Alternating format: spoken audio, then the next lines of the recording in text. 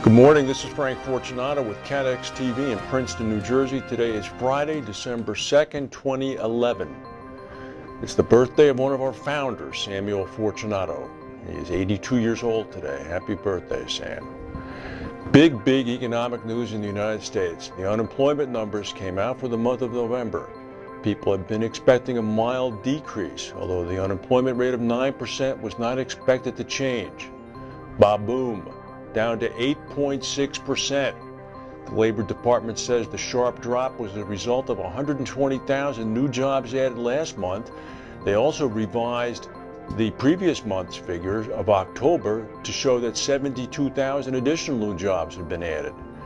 And the naysayers are going to have something to say now about the economy. It's still going up and up. The stock market's up about 150 points already.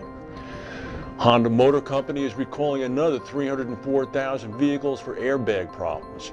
The airbags may inflate with too much pressure, and as a result of the overinflation, it sends metal and plastic pieces of the car and dashboard flying, injuring and killing in some instances passengers.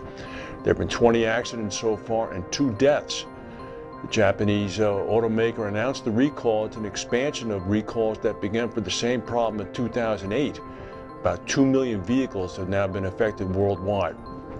The situation with Omega and Mark Burns' Haverford continues to seem a little murky.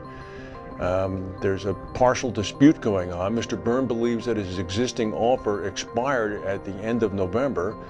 Omega says that the offer is still open, and they claim they're diligently going about trying to fill the conditions. Burns had indicated the other day that because of deterioration in Omega's exposure and balance sheet, he, in fact, was interested in making a revised offer, presumably lower. The board of Omega says that Burns' original offer still stands. Haverford has issued a statement saying the offer has now lapsed. It's not yet known what's going on. The most recent reports that we saw just before we came on indicated that Haverford is interested in seeking common ground. It would be a little unthinkable that Mr. Burns has come this far in this discussion with Omega to not continue it. I would assume this will continue.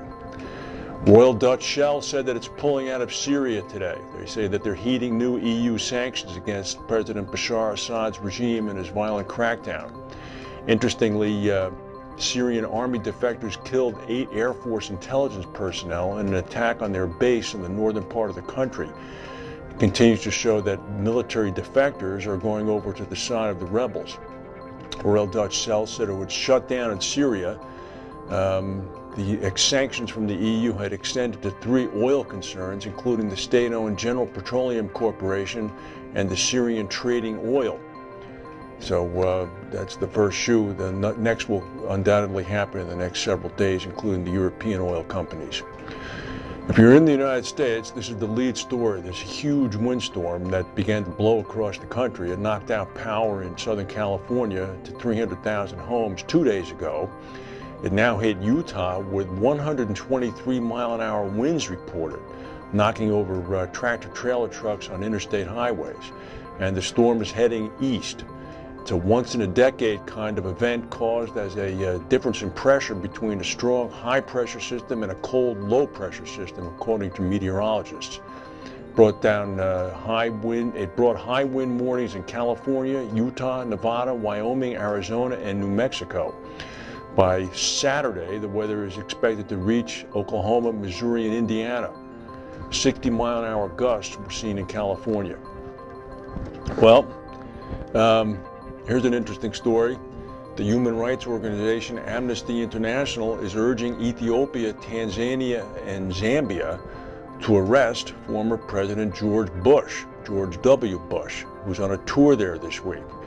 They say that international law requires that there be no safe haven for anybody responsible for torture. Amnesty International is no doubt concerned about the waterboarding reports that the president's administration had in place.